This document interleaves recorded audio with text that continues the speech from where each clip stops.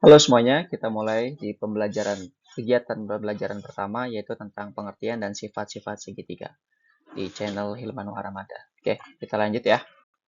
Jadi di pertemuan kali ini sebelumnya saya memperkenalkan diri dulu, saya Hilman. Saya di sini akan membahas full tentang segitiga dalam satu section ini. Nah, tapi di awal ini kita insya Allah akan membahas tentang pengertian dari segitiga.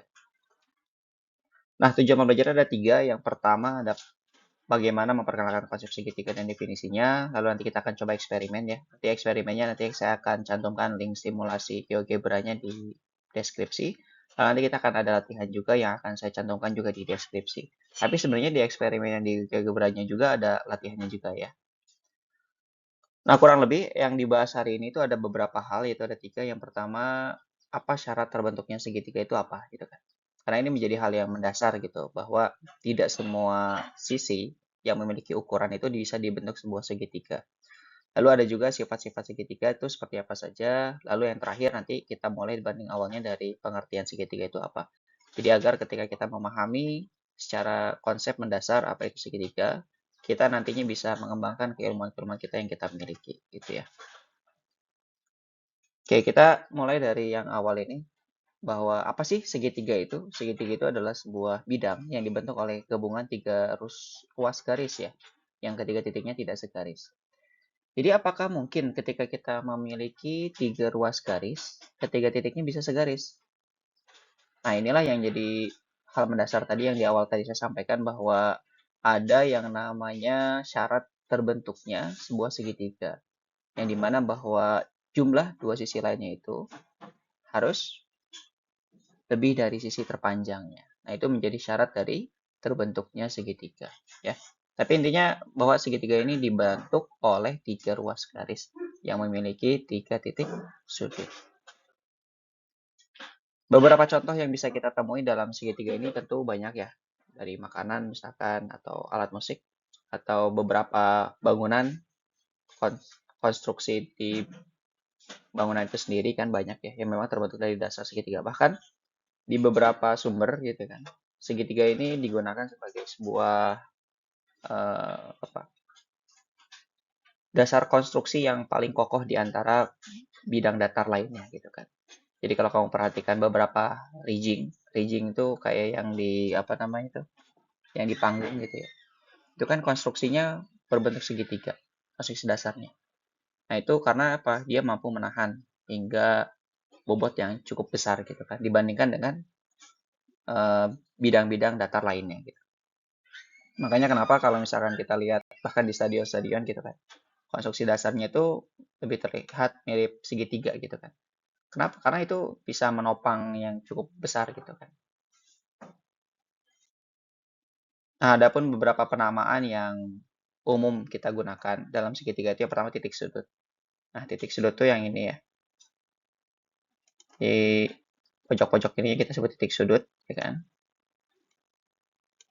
Setiap sudut pasti memiliki nama. Nah, cara penamaannya seperti apa?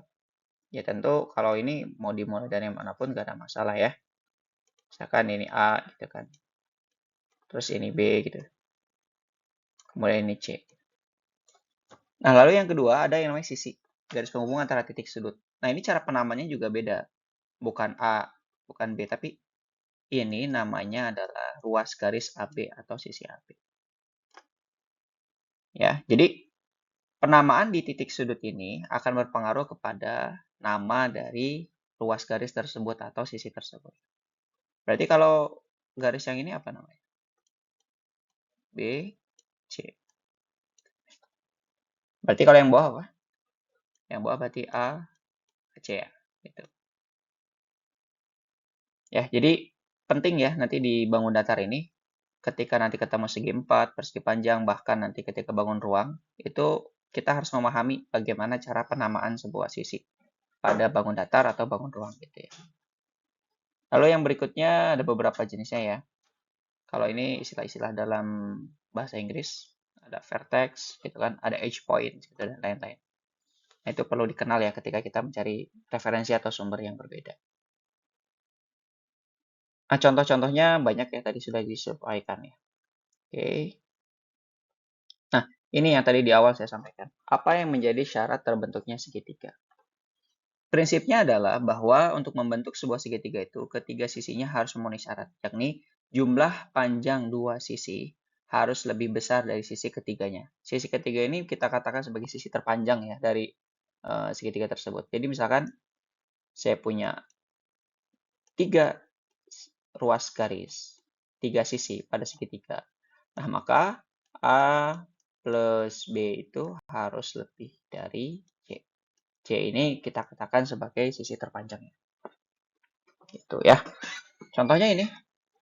Misalkan jika panjang dua sisi segitiga adalah 3 cm dan 4 cm, maka panjang sisi ketiga harus kurang dari 7 cm untuk membentuk segitiga. Atau misalkan saya punya 3 sisi. Yang pertama 2, kemudian ada 3. Katakan sisi terpanjangnya 7. Apakah mampu ketiga ruas garis ini kita bentuk segitiga? Tentu tidak. Kenapa? Karena tidak memenuhi syarat terbentuknya sebuah segitiga. Gitu. Jadi ini nggak bisa kita bentuk. Gitu. Terus kalau misalkan 2, 3, 5. Gitu. Ini nggak bisa juga. Kenapa? Karena tidak lebih dari sama. Artinya apa? Ketika ada satu sisi terpanjang dan dua sisi lainnya ini ketika dijumlahkan sama panjangnya, maka tentu ini akan membuat sebuah garis lurus gitu, dari dua garis yang lainnya itu. Ya. Jadi ini hal yang mutlak dan hal yang mendasar perlu difahami bagaimana cara membentuk suatu segitiga dari 3 ruas garis. Nah, nanti bisa dicoba di simulasi yang akan saya kirimkan di deskripsi ya. Nanti bisa dilihat di GeoGebra-nya itu seperti apa. Nanti ada praktisnya gitu kan. Nanti ada kesimpulan yang bisa dibangun dari cara terbentuknya segitiga.